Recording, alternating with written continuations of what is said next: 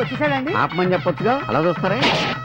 ఓ కొత్త వాళ్ళు ఉన్నారనా? ఆపండి ఆపండి, రండి కూర్చోండి. అలాగే అండి. మిమ్మల్ని కాదు వాళ్ళని, మీరు రండి. ఏంటి రాయుడు గారు, పెళ్ళా? అవును. ఎవరిదండి? మా అమ్మాయి. ఎప్పుడండి? తెలీదు. తెలీదా? అవును తెలీదమ్మా. 7 నెలల క్రితం మా అమ్మాయి తిరుపతి నుంచి రైల్లో తిరిగి వస్తుండగా అర్ధరాత్రి ఎవడో దొంగ వెధవ ఒకడికి తుపాకీ చూపించి వాడి చేత బలవంతంగా మా అమ్మాయి మెడలో తాళి కట్టించాడు.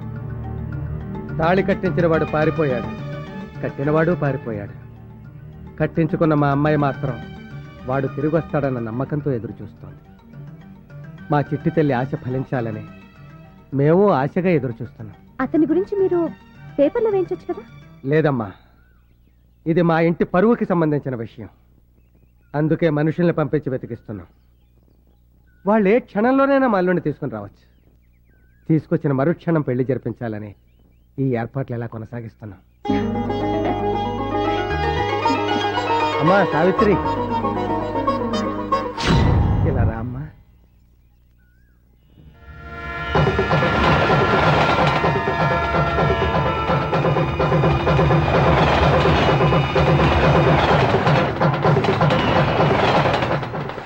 యమ యమ యమ యమ యమ ఈ గిట్టిగాడు ఏడకొచ్చి ఎలకాటంలో పడ్డాడే. పెనం మీద నుంచి జారి పొయ్యిలోన పడ్డట్టు, మూలుగుతున్న నక్కపైన తాటి గాయపడ్డట్టు. ఈ ఫ్యూచర్ ఎట్ట జరుగుతుందో చెప్పరో రామా. అమ్మా ఎంతసేపు నేను చెప్పానే మా అమ్మాయి గురించి. ఈ అమ్మాయి సావిత్రి. వీళ్ళు హైదరాబాద్ నుంచి వచ్చారమ్మా. నమస్తే. నమస్తే. నమస్తే. గుడికెళ్ళి వస్తానన్నా. మంచిదమ్మా. వస్తానండి.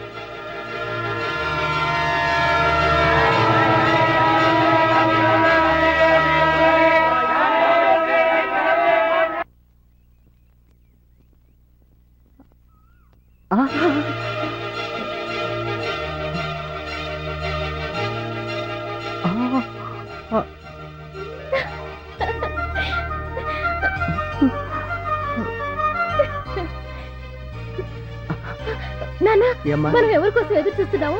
ఆయన నాన్న, ఈయన మీ అల్లుడు గారు. రైల్లో నా మెళ్ళో తాళి కట్టింది ఈయనే. అమ్మా ఏమిటమ్మా నువ్వు చెప్పేది? అవునన్నా. నిజమా? అల్లుడు గారు, మా అమ్మాయి పూజలు ఫలించి మీరే మమ్మల్ని వెతుక్కుంటూ వచ్చారా? చాలా సంతోషం. రే పంతం, మోగించమని మేళ తాళం, చదవమని పెళ్లి మంత్రం, పిలిపించి ఊరి వారందరూ. ఈ కూడమే పెళ్లి. రే కృష్ణ, ఏంటిదంతా? అవును, సావిత్రి మళ్ళీ తాళి కట్టింది నేనే. రే కృష్ణ,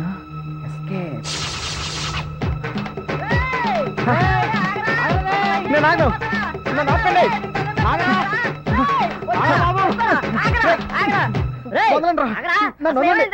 మాతో కూడా చెప్పకుండా పరిగెడుతున్నావు, ఏమైనా? డేంజర్ లో పడిపోయిన రా. డేంజరా? అవునరా, ఏదైతే తప్పించుకుందామని ఇక్కడికి వచ్చాను అంతకంటే ఇక్కడ ఎక్కువ ప్రాబ్లం రా. తెలుగులో చెప్పరా బాబు, అర్థమవుతుందా? ఇందాక నడువునాయుడు చెప్పాడే, రైల్లో ఒక దొంగ ఒకటి చేత వాళ్ళ అమ్మాయికి తాళి కట్టించాడని. అయితే ఇప్పుడు వాడిని ఎక్కడానికి బయలుదేరావా? లేదురా, ఆ అమ్మాయికి తాళి కట్టిన వాడిని ఎప్పుడు జరిగిందిరా ఇంత ఘోరం? 6 నెలల క్రితం నేను తిరుపతి నుంచి తిరిగి వస్తుంటే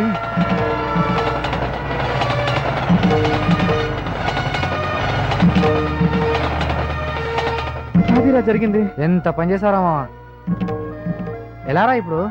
దారుణం, అపచారం జరిగిపోతుంది. ఈ ఊరికి అరిష్టం జరగబోతుంది. స్వరంగరాయుడు గారు సమాధి మీద కూర్చుని సిగరెట్ కూడా కాలుస్తున్నాడు. నడుమరాయుడు గారు, అయ్యా, తమ వంశానికి మూల పురుషుడైన శ్రీ శ్రీ శ్రీ స్వరంగనాయుడు గారు సమాధి మీద కూర్చుని సిగరెట్ కాల్చి అపచారం చేశాడు. తెలియ కూర్చున్నానండి. తెలియక నిప్పు మీద కాలేస్తే ఏమవుతుంది? కాలుతుందండి. ఇప్పుడు నిప్పు పప్పు అవసరమా? అసలు విషయానికి రండి. ఊరి జనం పచ్చగా ఉండాలని, ఏ రోగాలు ఊరి దరిదాపుల్లోకి రాకూడదని, ఏ తుఫానికి ఊరు బలి కాకూడదని స్వచ్ఛందంగా సమాధి కాపాడ్డారా మా తాత స్వరంగరాయుడు గారు. ఆ రాయి కింద సొరంగం ఉంది, ఆ సొరంగంలోనే మా తాతగారు సమాధిలోకి వెళ్లారు. ఆయన ఇంకా బతికే ఉన్నారా? ఆయన ఇంకా బతికే ఉన్నారా? మా గుండెల్లో, జనం గుండెల్లో బతికే ఉన్నారు. చరిత్ర చాలు, సెట్ ఏంటో చెప్పండి. నువ్వు మా తాతగారిని అవమానపరిచినందుకు ఆయన వారసులమైన మా ఇంట్లో 15 రోజులు పాలేరుగా పనిచేసి స్వరంగరాయుడు గారి ఆత్మకి శాంతి కలగ చెయ్యాలి. శిక్ష రేపటి నుంచి అమల్లోకి వస్తుంది. గారికి